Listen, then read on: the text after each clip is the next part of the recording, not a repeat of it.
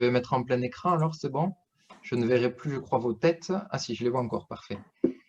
Je vois les petites têtes. Alors, checkez, vous devez vous voir également. Alors, comment je vais faire? Euh, Bon, je vais peut-être masquer, hein. Voilà. Je vais laisser ça ici. Comme ça, j'imagine qu'on voit mieux peut-être l'écran complet. Ok, alors voilà cette présentation. J'ai essayé d'épurer un maximum pour véhiculer plutôt les idées directrices et voir un petit peu les directions de recherche très intéressantes, on va dire, qui découlent de toute une partie de travaux que j'ai réalisés ou que notre équipe à l'Université de Liège a réalisé. Et je vais bien entendu focaliser sur cette partie nuage de points et automatisation et de voir un petit peu comment on peut combiner un petit peu tout ça avec aujourd'hui les recherches actuelles. Donc, j'espère que tout le monde entend bien, que ça va bien. J'ai pas la connexion la plus rapide ici, donc j'espère que ça ira. Voilà, si jamais il y a des couacs, j'imagine que si la présentation est enregistrée, on pourra revenir dessus alors plus tard. OK. Rapidement pour le contexte, alors je vais faire la présentation en anglais, en français, je suis vraiment content, ça fait un moment. Par contre, les slides sont en anglais pour la majorité. Bon, je switcherai un peu avec ça, hein, mais je crois qu'au Canada, vous êtes fort habitués, plus que nous ici en Belgique ou en France. Voilà. Donc le contexte général, eh en fait, c'est de se dire un petit peu, on part du monde réel, hein, de ce qui nous entoure et par les diverses techniques de digitalisation, notamment la photogrammétrie ou les scanners laser, on va arriver à ce modèle du monde réel, ce modèle digital qu'on va appeler de bas niveau. Hein, donc, essentiellement, c'est un modèle géométrique.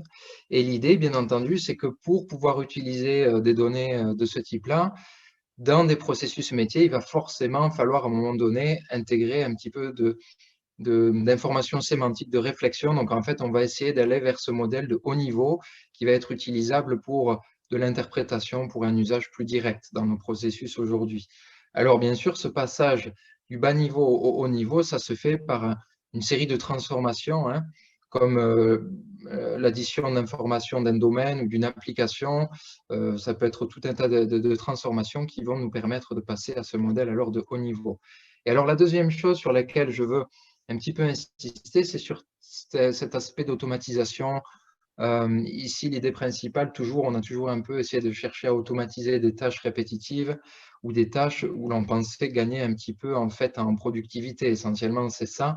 En tout cas, d'un point de vue, on va dire purement au niveau de la gestion d'une société, si on arrive à améliorer la productivité sans baisser en qualité, ben c'est tout bénef. Et éventuellement, il y a cette idée d'essayer de réduire, on va dire, les journées de travail, en tout cas la pression de travail manuel. Bon, ça, hein, on sait que si on a plus de temps, on arrivera à trouver quelque chose où le placer, ça c'est sûr. Et ici, effectivement, dans le cas de ce nuage de points, ben, on se dit, ben là, c'est très brut. Et l'idée, ça serait peut-être d'essayer de détecter les différents éléments qui composent cette scène, comme les portes, les voitures, le sol ou les murs, pour éventuellement savoir si on veut rénover ça, ben, quelle est la superficie des murs pour savoir combien de peinture je vais commander, ou alors quelle est la surface au sol pour établir des plans et savoir exactement établir une base taxable claire. Enfin voilà, on a bien sûr toutes les problématiques sous-jacentes. Et l'idée, ben, ça serait par exemple ici, c'est un exemple concret d'arriver à, par exemple, avec ces différentes suites de processus, à utiliser les informations soit sous d'autres modalités, soit pour des applications avancées. Ici, c'est un processus automatique. OK. Alors pourquoi on a parlé de ces modèles de bas niveau? Pourquoi est-ce qu'on n'utilise pas plus les nuages de points dans ce cadre-là, qui est en fait très proche des données issues des capteurs? Ce sont des nuages de points principalement. Alors j'ai trois réponses principales. La première, ça va être les spécificités en fait qui sont liées aux nuages de points. Principalement, si on voit cette vidéo, j'espère pas trop saccader, on se rend compte des difficultés liées à ce type de données et à l'acquisition, c'est-à-dire qu'on a des occlusions, des erreurs systématiques, des erreurs aléatoires qui vont se propager.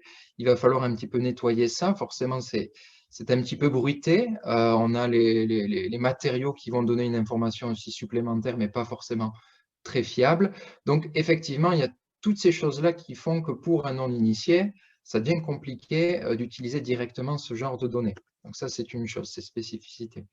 La deuxième chose auquel on ne pense pas immédiatement, c'est les histoires de représentation et de structuration. Donc, en termes de représentation, on a la possibilité de représenter des points de différentes manières. Mathématiquement, un point, ça n'a pas, je vais dire, de dimension. Il n'y a pas de, on peut aller très très loin, ça va définir quelque chose. Mais pour le représenter, on va lui donner un aspect visuel hein, à l'écran, et ça peut être toute une panoplie de représentations. Et au niveau de la structuration, ben là aussi, il faut se poser des questions parce que on n'est plus dans un paradigme où on va acquérir des données que l'on a sélectionnées sur le terrain classiquement comme ferait un géomètre, c'est-à-dire avec sa station totale, viser ce point-là parce qu'il est intéressant, ce point-là aussi. Ici, on acquiert l'intégralité et ensuite, il faut essayer de filtrer un petit peu ça. Donc, il va falloir structurer, sinon on va avoir des gros problèmes de stockage, forcément. Et ce qui est intéressant aussi avec les nuages de points, c'est que c'est une donnée canonique, c'est-à-dire qu'on peut y rattacher tout un tas de représentations et de structurations.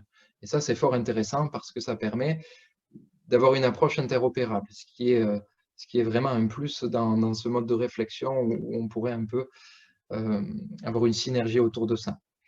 Et le dernier point qui est assez fascinant, c'est le problème de l'automatisation dans ces processus. Effectivement, je vais parler d'une chaîne classique, on va dire, de traitement des nuages de points. En 7 étapes, on va avoir l'acquisition, le pré-processing, l'assemblage, la segmentation classique, structuration et à la fin l'application.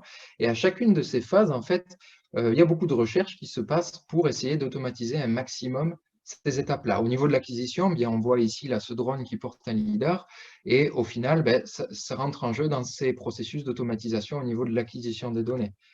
Au niveau du pré-processing, ben, ici, par exemple, dans ce nuage de points, on va vouloir mettre en place des filtres, par exemple, pour filtrer le bruit, ici dû à une réflexion d'un miroir ou alors des mixed pixels qui vont être en fait considérés comme du bruit pour une application. Là aussi, on a des recherches très intéressantes. Au niveau de l'assemblage, effectivement, il y a beaucoup de choses qui se passent avec notamment des technologies maintenant qui s'orientent beaucoup plus vers ce qui se faisait avant en robotique, hein, vers du SLAM et pouvoir acquérir en temps réel et assembler en temps réel. Mais il y a aussi toujours pour le statique des problématiques pour savoir est-ce qu'on va plutôt utiliser un assemblage sur base de points, de lignes, de surfaces ou autre. Donc ça, c'est très intéressant aussi. Et ici, je vais attaquer, moi, ma passion professionnelle au niveau de la segmentation et ensuite les processus suivants. Donc, en fait, je vais parler principalement ici de tout ce qui est segmentation, classification, structuration et application. Et ici, forcément, si on arrive à grouper de manière plus ou moins intelligente des points qui partagent une caractéristique, ben, ça serait très intéressant pour tout un tas d'applications, notamment la classification, c'est-à-dire on va pouvoir associer un ou plusieurs segments à telle ou telle classe, et derrière, on va aussi voir on va dire des recherches ou alors des implémentations au niveau de la structuration des données. Et ici, vous connaissez sans doute le merveilleux outil Pottery, hein, développé entre autres par Markus Schütz, mais basé sur des travaux autres de la TU Vienne, extrêmement intéressant, hein, du professeur Michael Wimmer. Voilà. Et ici, donc, on voit cette structure en octree, en fait, avec, je vais dire, du recasting pour essayer d'aller chercher tel ou tel point dans cette structure. Et on voit au niveau des fichiers, ben, tout ceci s'est créé automatiquement et c'est déjà quelque chose qui permet d'approcher un peu ces problèmes de structuration. Et bien évidemment, au niveau de l'application, alors ici, j'ai illustré sur un cas classique, on va dire, que je rencontrais beaucoup quand j'exerçais en tant qu'ingénieur géomètre à Toulouse avant, qui est le fait de dessiner des plans, des élévations à partir des nuages de points.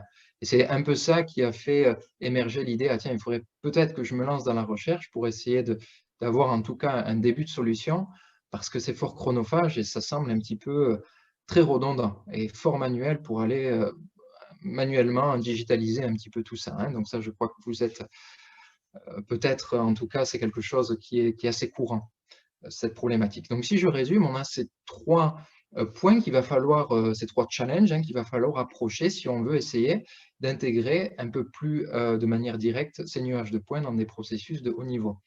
D'accord. Alors, voilà, ça c'est une petite parenthèse, vous avez dû voir que maintenant, là, avec le nouvel iPhone 12 Pro, on a un scanner laser et bien entendu, ça va participer à cette génération massive encore de données. Alors là, maintenant, ça va être vraiment le grand public qui va être amené à pouvoir acquérir des données. Et forcément, on va voir émerger de nouvelles solutions, ce qui est super intéressant pour la recherche aussi. et pour avoir ce lien privé-public fort important. OK, donc on a ce modèle de bas niveau, là, ce nuage de points géométrique, et qu'est-ce qui se passe? Une grande majorité aujourd'hui, eh bien, on a un expert que j'ai symbolisé par un cerveau jaune derrière un PC, et il va utiliser ses connaissances pour extraire en fait un délivrable. Donc ça peut être un plan d'intérieur, un maillage, une simulation. Et l'idée ici, ça serait d'essayer d'intégrer de manière un peu plus intelligente peut-être, si je peux dire, directement ces connaissances dans le nuage de points pour pouvoir raisonner sur base d'extraction d'informations. Et ça, c'est un petit peu ce qu'on souhaiterait avoir. Mais forcément, se pose alors la problématique de comment est-ce qu'on va intégrer ces connaissances dans les nuages de points avec cette idée d'avoir des systèmes de décision autonomes. Hein. Et alors ça, c'est ce qu'on va regarder un petit peu. Je vais vous donner une réponse courte, hein, ici, c'est-à-dire on va attacher toutes les parties, donc segmentation et application au niveau de l'automatisation. Et ici, c'est une infrastructure en fait découpée en plusieurs modules. Et chacun des modules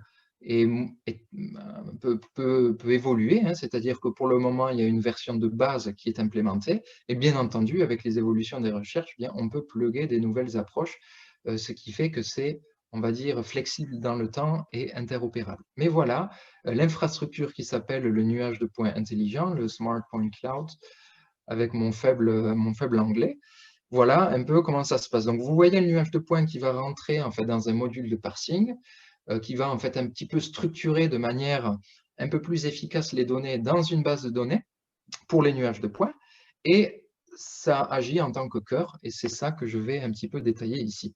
Cette fameuse base de données, rapidement, en fait, aujourd'hui, ou en tout cas à l'état, pour créer cette idée-là, eh bien, les nuages de points, c'était trop des données vraiment pas assez structurées et trop éparses pour insérer ligne par ligne un point. Sinon, on exploserait dans une base de données relationnelle classique, hein, ou même une autre. Et donc, l'idée de base, c'était de se dire, on va essayer de regrouper les points avec cette idée de patch sémantique, et puis peut-être d'avoir des niveaux comme un arbre d'indexation, mais en tout cas, de raisonner au niveau bloc, des modèles de type bloc au niveau des bases de données et non plus au niveau du point, mais de conserver ce lien. C'était l'idée fondamentale. Et qu'est-ce qui se passe en fait? Quel est le modèle en sous-jacence? Ici, je ne vais pas rentrer vraiment dans les gros détails. S'il les faut, moi je serais ravi de vous partager les publications. Il y en a plusieurs, mais elles sont de manière sur Internet. J'imagine que si on tape Pux Scholar, vous avez toutes les publications, hein, liées à ceci. Et donc ça, c'est en fait une suite de métamodèles. Il y en a 3, un gris, un jaune et un rouge.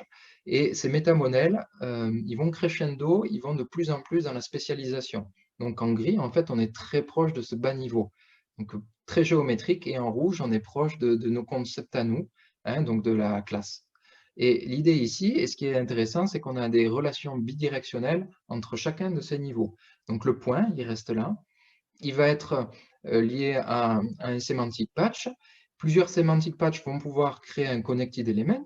Donc ici, si vous voulez, ça pourrait être par exemple ça pourrait être le dossier d'une chaise ou l'assise d'une chaise ou les pieds d'une chaise. Et l'aggregated element, ça serait en fait la chaise. On prendrait tous ces éléments pour former la chaise et ça serait tagué chaise au niveau de la spécialisation où là, en fait, on a une ontologie de domaine qui vient spécifier exactement cet objet, qu'est-ce que c'est. Voilà. Donc, ce qui est très intéressant, c'est cette idée d'échelle au niveau de l'objet, de décrire un objet à différents niveaux d'échelle, parce que forcément, pour une application, on va peut-être avoir besoin de l'objet chaise, mais pour une autre application, on va peut-être avoir besoin de l'assise, indépendamment des pieds, etc. Et c'est bien d'avoir la possibilité, en fait, d'aller là-dessus. Et ça, ce sont des réflexions structurelles pour avoir, bien entendu, au niveau de la base de données ou ce qui gère tout ceci, quelque chose qui soit compatible. Voilà. Donc ça, c'est pour le module base de données. OK? Et maintenant, on va regarder un peu comment on va créer d'abord ces semantic patch, et puis ensuite ces connected elements au niveau du module de parsing, et puis ensuite je parlerai un petit peu du module de classification. Voilà, je vais prendre un peu d'eau. Je parle peut-être un peu vite, hein, désolé, je vais essayer de ralentir sur les points importants. Alors ici, en fait, le principe, en tout cas au niveau de, je vais déjà dire segmentation, c'est que on se base sur la théorie de Gestalt qui va essayer de prendre la prédisposition du système humain à faire des relations entre des sets d'éléments, entre des groupes d'éléments, en fait. Donc, on va beaucoup jouer sur les relations entre différents objets, hein. Et ici, c'est assez intéressant.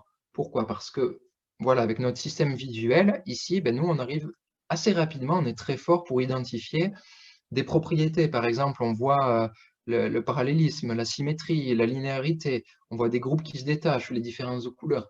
Mais si on veut réaliser ça d'un point de vue informatique, hein, pour automatiser ça, bien, on avait deux principales directions. Aller dans le deep learning, donc qui utilisait un petit peu des méthodes d'apprentissage supervisées, ou en tout cas des modèles et des architectures complètes qui, au sein même de l'architecture, vont créer des caractéristiques fort pertinentes que nous, on n'aurait pas créées de cette façon-là.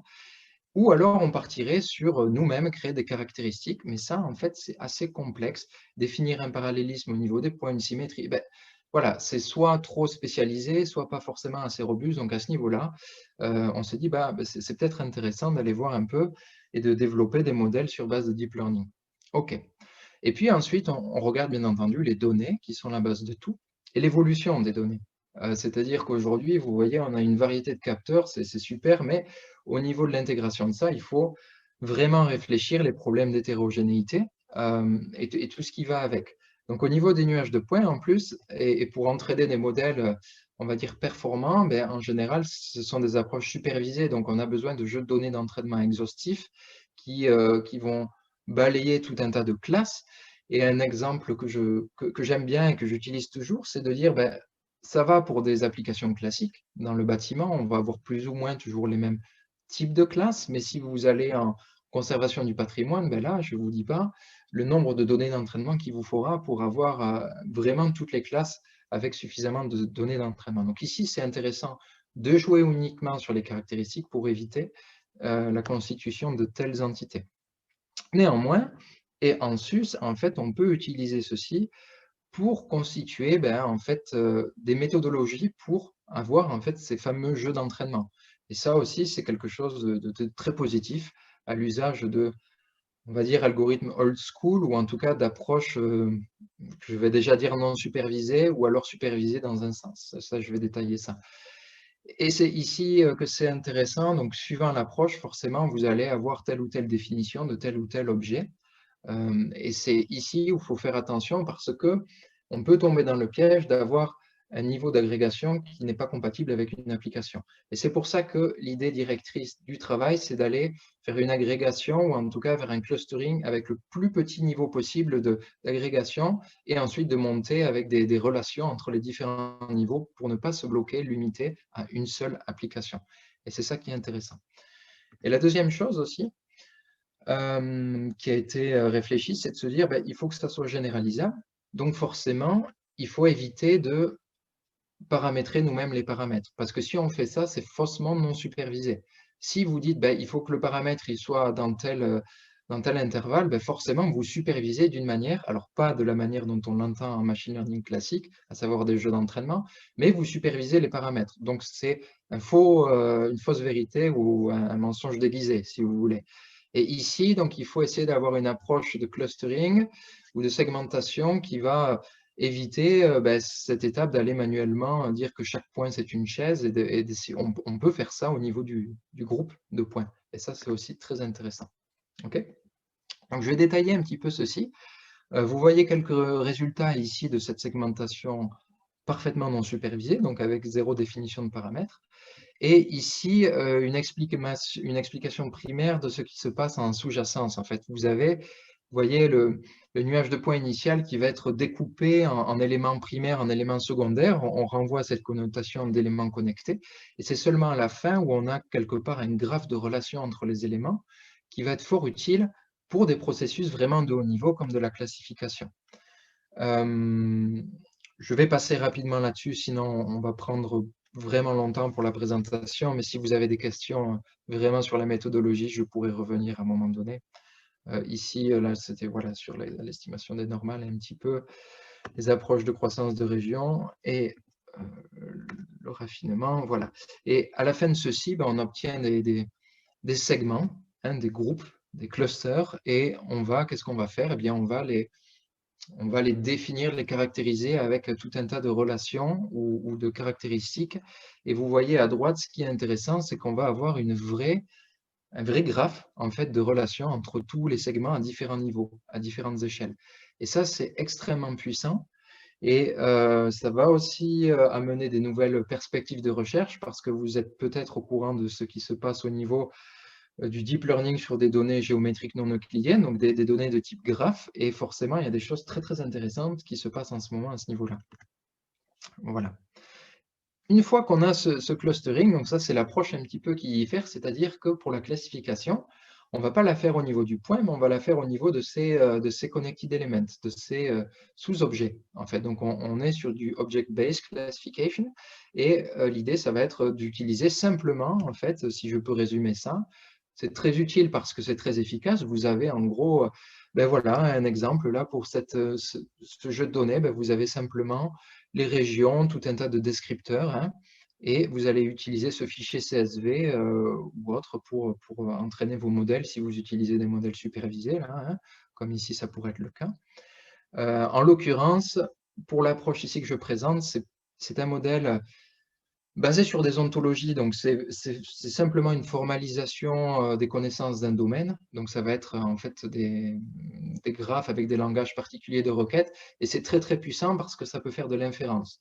Donc ici, ce qui est très intéressant, c'est que comme on a des pointeurs sur chaque segment, chaque objet qui vont traiter du contexte, de la proximité, des relations aux objets, aux alentours de la topologie aussi, est-ce que ça intersecte ou pas, et à différents niveaux de généralisation géométrique, en plus des caractéristiques locales, eh bien, on a quelque chose qui va être très très précis et très efficace pour aller vraiment classifier avec un très fort niveau de précision. Maintenant, en général, ce qui se passe, c'est qu'on a un recall, donc c'est-à-dire que dans une scène, on va détecter avec beaucoup de précision tous les différentes classes que l'on souhaite détecter, mais par contre, on ne va pas détecter tous les objets qui constituent chaque classe, en général, parce que c'est souvent très très spécialisé. Voilà, ça c'est un petit peu, on va dire, la balance en dessous. Rapidement, au niveau des résultats de la segmentation ici, ce qu'il faut voir, c'est ce qu'il faut éviter, en fait, c'est d'avoir une sous-segmentation, c'est-à-dire un segment qui appartiendrait en fait à deux classes. Ça, c'est quelque chose de problématique. Comme je vous le dis, nous, on vise un très bas niveau de segmentation, mais qui respecte bien les frontières des objets de différentes applications. Et c'est cet indicateur ici que vous voyez de sharpness. En fait, vous voyez un petit peu la, la frontière supérieure de ce que vous pouvez attendre avec cette implémentation. Vous détecteriez, en fait, ça respecte les frontières à 80, grosso modo 90% de précision. Ce qui est très bien, hein, dans des scènes complexes comme celle-ci. Voilà, et au niveau des résultats de classification, bah ici, c'est un jeu de données un petit peu spécial, celui-ci, parce qu'il est acquis avec un Matterport, et il est dérivé plus ou moins du maillage sous-jacent. Donc, il y a des choses, et puis même au niveau de la création du jeu de données, la labellisation, elle a été faite, je pense, pas par des experts, donc il y a des erreurs, et forcément, ben, voilà, les résultats valent ce qu'ils valent. Mais on se rend compte qu'on a des très très forts taux de détection. Et pour vous donner un ordre d'idée, les meilleures techniques de deep learning actuelles, elles vont plafonner peut-être à 80%. Alors, il faut que je me remette à jour là ce mois-ci, il y a peut-être des nouvelles techniques. Mais voilà, on est ici sur quelque chose de totalement non supervisé pour la partie segmentation et de supervisé pour la partie classification qui nous amène à des très hauts scores.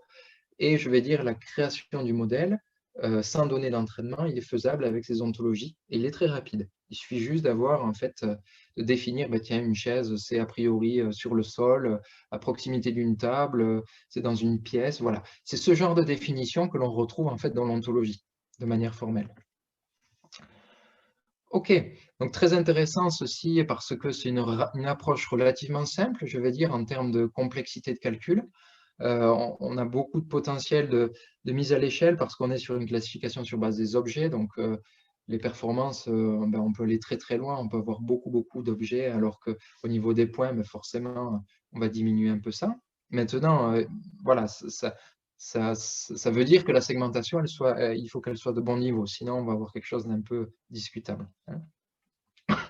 Et c'est en test sur plusieurs scènes variables, mais ça j'en reparlerai un peu plus tard. OK, donc ça c'était les parties donc base de données, segmentation, classification. Et maintenant on va attaquer une partie très intéressante qui est un petit peu, raisonner automatiquement, faire de l'inférence et essayer d'utiliser des moteurs de requête, basés sur du langage ou de processing. OK, donc on se base sur le postulat qu'on a une scène qui est segmentée et classifiée. Et voici notre scène. Et ici, vous voyez, ça c'est le type de scène sur lesquels on a les scores que je vous ai présentés. C'est fort, hein, c'est complexe quand même. Donc voilà, on a quand même détecté les chaises là en jaune et on va prendre ces éléments. Donc on va extraire une entité classifiée, la chaise, et on va la mettre en fait en parallèle. On va aller chercher la définition officielle, hein, pas en utilisant le web sémantique. On va aller lier ça à la DBpedia, donc c'est en français très bien, et on obtient la définition d'un élément de type chaise. Alors ici, qu'est-ce qu'on a fait? C'est qu'on a manuellement parsé la phrase pour extraire la définition d'une chaise, mais on peut imaginer mettre en place un module d'extraction du langage automatiquement pour définir ce qu'est un objet chaise automatiquement. Donc c'est ça qui est fait de manière manuelle, et on a cette ontologie en fait, voilà, vous voyez l'objet qui a plusieurs prédicats, qui est de type fourniture, qui est une chaise avec plusieurs éléments. OK. Et vous vous rappelez ce principe de connected element, on peut arriver donc à définir cette hiérarchie au sein même de l'objet. Donc ici, la classification, elle s'arrêtait à dire l'objet d'intérêt, c'est une chaise. Mais grâce à cette ontologie, on peut descendre. On peut descendre, en fait, et on a la définition dans cette ontologie que la chaise, elle est constituée d'une assise, d'un dossier et de pieds. Donc, eh bien, avec ça, on peut considérer que c'est un élément agrégé et on va le passer dans un processus de segmentation par partie pour détecter les différents éléments en accord, hein, avec différents processus. Donc ça, c'est fort intéressant parce que vous pouvez raffiner votre représentation et au final, qu'est-ce qu'on va chercher à avoir? Eh bien, c'est cette fameuse représentation sémantique. C'est ce que nous, on fait tous les jours, hein, pour s'orienter, pour se déplacer, dans le cadre d'une situation, on va représenter sémantiquement une scène et attacher de l'information en fonction de l'action qu'on veut faire. Et ici, c'est ce qu'on recherche et ce qu'on essaie de réaliser. Alors, on va un petit peu plus loin aussi, c'est-à-dire que pour aller spécialiser les différents objets, qu'est-ce que j'ai implémenté? Simplement une connexion à une librairie d'objets de fourniture, donc ici, donc c'est ModelNet, mais si IKEA mettait sa base de données en libre service, eh bien, on pourrait automatiquement remplacer dans le nuage de points les chaises par les bons modèles de Malmö, je sais plus quels sont les modèles de chaises, enfin voilà, hein. Et ça, c'est fort intéressant. OK, donc je vais un peu résumer là, dedans, on a quand même répondu à la majorité des points de cette question. Comment on fait pour extraire et intégrer les connaissances dans des nuages de points? Eh bien ici, c'est en utilisant une structure conceptuelle à plusieurs niveaux. Et là, en l'occurrence, il y a 3 métamodèles. Ensuite, l'idée, c'est vraiment d'aller, segmenter, de faire un parsing au niveau le plus bas possible, mais pas trop bas parce que si on reste au niveau des points, il n'y a pas beaucoup d'intérêt. Et ensuite, eh bien, qu'est-ce qu'on fait? C'est qu'on va plugger cette formalisation du domaine au moyen d'une ontologie de classification pour spécifier en fait les différents connected elements dans la scène. Et du coup, à partir de là, on peut automatiquement générer des représentations sémantiques modulaires. Donc, simplement avec une requête, on va avoir telle ou telle représentation de manière automatique. Alors, un petit exemple peut-être avec la partie visualisation et interaction, hein, d'une application qui a été faite, je crois, en 2017 en France, un magnifique oratoire de Germigny-Desprez avec une coupole fort intéressante pour les archéologistes qui m'avaient contacté pour ce projet, où en fait ils voulaient détecter tous les tesselles dans cette mosaïque parce qu'il fallait la rénover. Et en plus de ça, il fallait qu'ils sachent quelles étaient les tesselles qui étaient anciens et quelles étaient les tesselles qui étaient dorées, rénovées déjà un petit peu, pour commander en fait la quantité d'or nécessaire à la restauration de cette coupole. Donc ici, c'était une campagne de scan et de photogrammétrie, on obtient ceci. mis en place tous ces processus de segmentation et de classification automatique en ayant une ontologie qui définit les tesselles, et automatiquement le calcul du meilleur point de vue en fonction d'une requête. Je veux voir tous les tesselles dorés autour de la tête de celui-ci, ou toutes les faïences, ou tous les tesselles argentées, et voici ce que l'on a, avec la reconstruction, la généralisation géométrique qui va bien derrière. Donc voici un exemple concret, hein, dans un cas d'application qui n'est pas forcément le plus intuitif, mais qui donne bien, voilà, qui représente bien toutes ces différentes étapes dans ce cadre-là. D'autres possibilités, donc ça c'est avec un doctorant, Abderrazak Karoubi, qui avait travaillé un petit peu sur l'intégration de la sémantique en réalité virtuelle, donc savoir interagir aussi avec cette sémantique-là directement en réalité virtuelle et en réalité augmentée. Donc voilà, avec les nouveaux smartphones maintenant, vous avez le AR Core qui permet en fait de faire des belles choses, et notamment de pouvoir interagir, voilà, en réalité virtuelle, avec la possibilité d'intégrer vos nuages de points directement dedans. Donc c'est fort intéressant aussi. Alors à gauche, il y a eu un traitement spécifique sur les shaders, et à droite, il n'y est pas encore, mais voilà, maintenant c'est possible. Ok, donc si je devais résumer en 5 points, hein, cette structure du Smart Point Cloud, c'est qu'on a vraiment une structure de données ici qui est interopérable, qui va être orientée sur la détection automatique d'objets, qui a une grande connectivité à plusieurs domaines, qui est non supervisée dans sa version actuelle et très robuste aux variations, hein, donc ça j'ai vraiment pu le tester la dernière année, et qui est fort modulaire et efficace, hein, un petit peu. Donc ici, vous avez un exemple, j'espère que ça ne rame pas trop, où on va cliquer, avoir la table, on va pouvoir lui donner des informations, donc lui donner des informations sémantiques, comme une base de données classique, un SIG. Hein. Ici, je vais du coup isoler tout ce qui est mur et plafond, voir les résultats automatiques de segmentation par instance, et derrière, on va sélectionner par exemple tous les éléments chaises, on peut leur donner une information supplémentaire, et derrière avoir la classification représentée. Voilà quelques exemples. Ça, c'était en build pré-alpha. Alors maintenant, quelques directions de recherche, je pense, qui valent la peine d'être étudiées.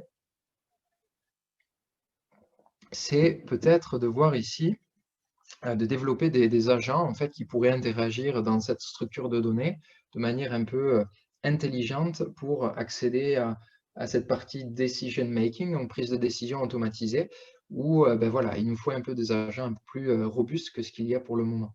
Ensuite, il y a toujours la possibilité de généraliser plus que nécessaire, ou de spécialiser, c'est-à-dire que quand on conçoit un système, on est toujours quand même un petit peu dogmatique, ou alors on a une vision qui est un peu propre à chacun. Donc forcément, il y a des choses qu'on n'a pas pensées, et ici, ça vaut le coup de tester en profondeur avec des scénarios divers. Par exemple, j'ai eu la chance là récemment de tester avec le CNES plusieurs scénarios, et ici, ben, les nuages de points, c'est plus du tout des nuages de points d'environnement classique, mais ça va être les constellations, par exemple, les planètes, etc. Et ici, on voit que la structure, elle est adaptée, mais c'était des choses auxquelles je n'avais vraiment pas pensé en la concevant. Voilà. Quelque chose d'important aussi, c'est essayer d'intégrer un peu plus l'aspect dynamique. Pour l'instant, c'est statique. Et l'aspect de niveau de détail. Hein. On peut aller plus loin. Ici, moi, j'ai une structure de type octree modifiée, mais on peut avoir des choses un peu plus efficaces à ce niveau-là, ça c'est clair. Ensuite, au niveau de la segmentation non supervisée, je crois qu'il y a possibilité d'améliorer. Et pareil, au niveau de la classification, il y a des choses qui vont évoluer, mais c'est très bien parce que c'est modulaire, on va pouvoir simplement, une fois qu'il y a quelque chose, pouf, l'intégrer directement. Et les processus naturels, ben ça aussi c'est intéressant si on sait mettre en place des choses qui vont favoriser l'interaction homme-machine. Voilà. Ici, c'est un petit exemple, hein, on peut jouer un petit peu avec, donc automatiquement, une fois qu'on a les segments, on a la modélisation sur base de segments, et ici, c'est des petites expériences où j'essaie de reconstruire, par exemple, cette église, enfin, cette abbaye, pardon, avec des pièces de Lego, vous voyez, et on y arrive. Alors, la physique, elle est vraiment pas bonne pour le moment, mais j'arrive doucement. Pour avoir ce passage du nuage de points au Lego automatique, ça serait intéressant. Voilà. Et alors peut-être 3 appels à action ici, qui moi me tiennent à cœur en tout cas. pour essayer d'avancer un petit peu tous ensemble, ça c'est toujours important, c'est que j'ai actuellement donc 3 projets phares. Donc le premier, c'est la création d'une plateforme en ligne pour les professionnels. Donc pour le moment, il est ouvert à la bêta. C'est Flyvast et on peut ingérer 2 gigas de nuages de points en format LAS ou des fichiers OBJ, etc. et voir les résultats de la segmentation à plusieurs niveaux, donc à des niveaux hiérarchiques différents. Donc ça, c'est la première chose. Ici, si vous êtes intéressé, eh bien voilà, c'est plus orienté professionnel. La deuxième chose, c'est ce que j'ai commencé à mettre en place, mais je suis malheureusement bloqué à une étape qui n'est pas celle qui me passionne, c'est plus la recherche, mais voilà, j'aimerais mettre en place une plateforme d'entraînement pour la communauté en général, communauté scientifique et recherche. Et pour ça, il faut que ça soit gratuit forcément. Et j'ai juste, en fait, je suis en recherche de financement, donc de sponsors, de projets divers ou autres, pour essayer de mettre ceci en place pour que tout le monde puisse juste dropper les nuages de points ou autres et récupérer l'information en segment ou l'information de classification si on met les modèles de classification avec ça. Et la troisième chose, c'est peut-être partager un peu. Donc, c'est vrai qu'à l'université, moi, je suis sur l'aspect géodonnées 3D. J'ai des cours d'automatisation et de reconnaissance automatisée, mais j'ai de plus en plus de demandes pour avoir ceci, alors pas accessible comme des étudiants, mais peut-être beaucoup plus orientés entrepreneurs et sociétés qui veulent avoir une petite mise à jour et être à même de développer leurs propres outils très rapidement. Voilà. Donc pour ça, c'est ouvert. J'ai lancé ça hier, je crois. C'est la plateforme learngeodata.eu. Et le module spécifique, c'est le module de segmentation 3D, qui est pour le moment en pré-order parce qu'il faut encore que je travaille côté serveur et vidéo pour, en fait, pour payer l'hébergement qui n'est pas gratuit malheureusement. Et voilà, une fois que ça sera bon, ça sera disponible un peu à tout le monde, y compris le code. En fait, ce que je fais, c'est que je partage aussi le code et j'explique comment utiliser ce code parce que c'est fort important. Voilà, ça, si c'est quelque chose qui vous intéresse, il y a ces 3 projets-là. Je tenais, oui, voilà, à les partager. Vous pouvez toujours échanger avec moi là-dessus. Et encore une fois, merci beaucoup pour cette invitation. Et si vous avez des questions, je serai ravi d'y répondre. Voilà, un petit peu de contact humain dans ces périodes virtuelles. Donc, merci beaucoup, Florent. C'était très intéressant. Je vois qu'on a déjà une question dans le chat, donc je vais la poser, mais j'ai quand même réactivé la possibilité aux participants de réactiver leur micro. Donc, ceux qui veulent poser leur question de vive voix, n'hésitez pas à lever la main et à poser la question. Donc, la première question, comment pouvons-nous mettre en place la structure du SPC sur des données à grande échelle, donc acquisition mobile urbaine? Y a-t-il une volonté d'uniformiser les données de plusieurs entreprises pour exploiter la richesse de l'information collectée? Oui, excellente question. Oui, alors ça, c'est possible. En fait, il n'y a pas de limite, on va dire, d'un point de vue technique, si ça, c'est quelque chose qui parle. Pour le moment, la base de données en sous-jacent, c'est PostgreSQL. Je pense que vous connaissez tous, plus ou moins, de près ou de loin. Donc, c'est une base de données relationnelle, en tout cas pour une partie. Et les tests réalisés, oui, même 100 milliards de points, il n'y a pas de problème, c'est géré. Ça va, en fait, comme on stocke tout ça au niveau du format bloc, eh bien, on s'affranchit de la problématique au niveau des points qu'on aurait si on stockait par ligne. Donc, c'est parfaitement possible d'uniformiser. Et le fait d'utiliser PostgreSQL, c'est d'autant plus intéressant parce qu'on n'a plus à gérer ces problèmes de concordance ou de plusieurs utilisateurs sur une plateforme. Ces choses-là sont déjà nativement intégrées.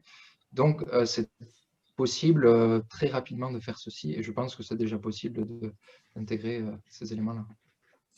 Parfait, merci. On a une deuxième question ici que je vais traduire. Quelle devrait être l'étendue et la densité des points de l'ensemble des données point cloud pour obtenir un bon compromis entre la précision et la performance?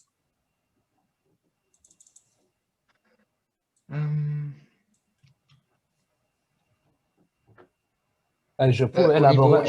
Oui, vas-y, Albors. Je peux élaborer sur la question parce que, bonjour tout le monde, je suis Albors. Alors, la raison que je posais la question, parce que quand vous présentez votre travail vraiment intéressant, toujours la point cloud était vraiment taillée sur un bâtiment, dans une chambre. Donc, même dans l'industrie, toujours on travaille avec le point de données, avec une grande couverture, peut-être 1000, peut-être quelques milles de points de neige. Donc, alors, pour avant vraiment feeder, nourrir un processus comme ça, on a besoin vraiment des fois tailler le point de neige, des fois on a besoin comment dire, réduire le nombre de points parce que les infrastructures pour transférer de données, tout ça, ils ne sont pas toujours capables de comment dire, gérer ça. Alors, si on prend votre processus comme produit black box, on a un input que c'est un jeu de données pour un donnage. Pour arriver à une bonne performance, quel est l'extent et la densité maximum de notre point de donnage sans tuer la performance? Est-ce que j'espère que je pouvais exprimer la question. Désolé pour mon français. Non, non, non, super, merci beaucoup. Bon, je vais essayer de répondre avec ce que j'ai compris de la question. C'est plutôt donc question de performance au niveau de la segmentation et des traitements, c'est ça? Yeah. OK. Ici, forcément, on ne peut pas avoir des approches brute force parce que ça exploserait. Et donc, il y a un processus d'indexation en sous-jacence, mais qui fait partie intégrante de la base de données. Donc, ça peut être un peu, c'est ça que je disais, il faut peut-être travailler sur l'aspect niveau de détail, parce que moi, j'utilise une structure de type octree pour accélérer les calculs, et pour, on va dire, calculer des caractéristiques, je mets par-dessus un arbre cadé, donc pour encore accélérer. Donc, c'est un peu une indexation hybride, ce qui fait qu'on peut accéder et toucher à la fois à la visualisation et au traitement de manière efficace.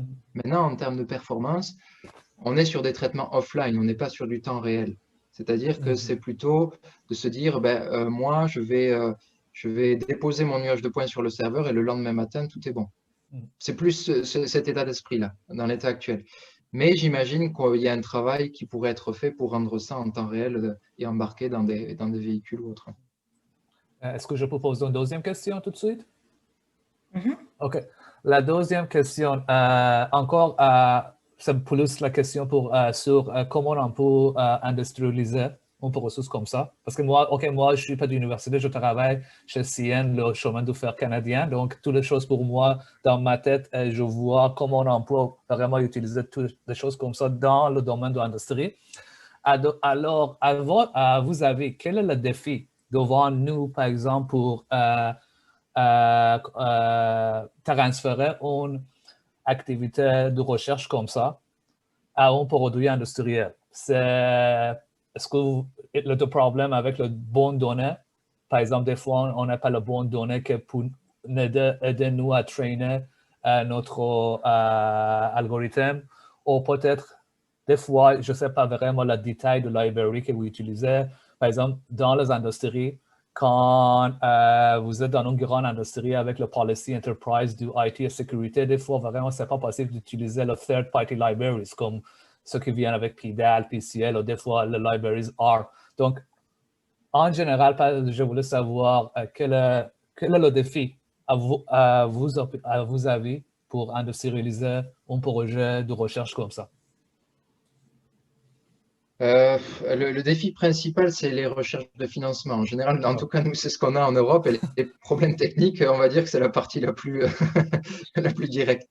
Voilà. Mais effectivement, oui, ça, il faut toujours vérifier ça. Maintenant, lorsqu'il y a des recherches qui font partie en fait de l'université, c'est plus des discussions avec l'université pour les droits intellectuels. Et ensuite, toutes les librairies qui sont utilisées, en général, elles sont utilisées dans un certain contexte de licence. Voilà. Ici, j'ai pris le parti pris d'utiliser quasiment zéro librairie sous licence. Tout est développé depuis zéro. Donc, ça veut dire que ça peut être utilisé parfaitement par n'importe qui à partir du moment où il a les données et le code. Est-ce que vous avez un partenaire industriel maintenant? Donc, moi, j'ai une société en France, là, et c'est ça, c'est la plateforme Flyvast sur laquelle il y a les choses en bêta. Donc, je peux peut-être être un partenaire industriel, je ne sais pas si ça fonctionne comme ça. Et ensuite, non, au niveau de l'université, on travaille par projet de recherche. Donc, au niveau du ferroviaire, ben, je travaille avec Infrabel, qui est le partenaire en Belgique, pour justement développer des parties de détection d'assets sur les voies ferroviaires et de sécurité, des choses comme ça. Voilà. Mais c'est dans le cadre de projets de recherche et c'est en général l'idée, moi, que j'ai derrière, ou que j'essaie de pousser, c'est pour essayer de financer une recherche, donc un doctorat. Donc, il y a toujours une composante quand même qui va être, allez, essayer d'aller vers la nouveauté. Voilà. Je vais peut-être jumper là, rapidement, là, parce que la venue de Florent est exactement pour ça, là, susciter aussi des collaborations à l'international. Nous, la recherche est éminemment actuellement financée par des partenariats. Là. On en a plusieurs que je vois en ligne là, avec lesquels on travaille. Là. Puis l'idée de ça aussi, là, c'est qu'on lance de nouveaux projets. On a des choses qui sont dans la même gamme de ce que fait Florent et autres là, mais il y a des approches qu'apporte Florent que je trouve vraiment intéressantes. Donc l'idée du webinaire, c'était de les partager, mais aussi quelque part d'incuber de nouvelles idées de projets, puis dans lequel on pourrait collaborer avec Florent, encadrer des étudiants aussi de façon conjointe. Là. Donc l'idée, c'est vraiment de lancer ces projets-là, de structurer, puis de collaborer, donc et puis de pouvoir répondre à ce moment-là à des partenaires industriels canadiens en servant finalement de relais. Merci. Donc, je passerai peut-être la parole à Amir Mostafavi qui a la main levée. Amir, si tu veux réactiver ton micro. Oui, bonjour, j'active tout. Même ça, Thierry. Merci beaucoup. En fait, j'ai vraiment apprécié cette présentation et probablement qu'on a eu, Florent, des contacts indirects par l'entremise de mon étudiant, Shufeng Xin, qui a travaillé un peu sur, je dirais que les grandes lignes de présentation, quand j'ai écouté, ça joint à l'idée principale que évidemment, travailler avec la géométrie, ce n'est pas suffisant et que le raisonnement humain et les données qualitatives, quand on l'intègre, évidemment, on se libère des contraintes qu'on a avec des données géométriques seulement parce que une machine, si supposons un mur n'est pas complètement, disons, qu'on n'a pas complètement les données pour un mur, donc là, il y a le problème. Mais un humain, s'il voit un coin d'une chaise, il va dire que c'est une chaise. Donc, c'est dans ce sens. Et le défi qu'on avait, effectivement, c'était de voir, quand on amène les données qualitatives, là, où on met un peu la référence dans le sens que la granularité, comme supposons, vous avez parlé d'une chaise et ensuite descendre vers plus bas, chercher le pied d'une chaise. Nous, on a dans une problématique de mobilité pour des personnes ayant des incapacités, c'est de voir, supposons, accès à un poignet d'une porte. Donc, le poignet fait partie de la porte et que finalement, est-ce qu'on cherche le poignet pour ensuite voir est-ce qu'on a accès à ça ou on cherche la porte et ensuite descendre vers le poignet. Là. Donc, et des fois, au niveau des données, il n'y a pas de plan, supposons le poignet de porte est quelque chose de rond et que finalement, ce n'est pas aussi évident de commencer à segmenter par des plans pour arriver à une porte. Ça ferait infiniment des petits plans. Là pour... Donc, c'est sûr que les défis sont très grands. Donc, je voulais voir dans vos travaux ce genre de défi, en fait, comment vous avez un peu vu ça, de quel point, de quel angle vous avez regardé ça et voir comment, supposons, justement, côté qualitatif, on mettrait, supposons, une référence pour commencer en termes de niveau de granularité là, de la sémantique. Mais tout ça pour dire que ça sera bien qu'on travaille ensemble. Oui, avec grand plaisir. Ouais. C'est extrêmement intéressant, ces problèmes de granularité et d'échelle d'études. C'est fondamental, je trouve.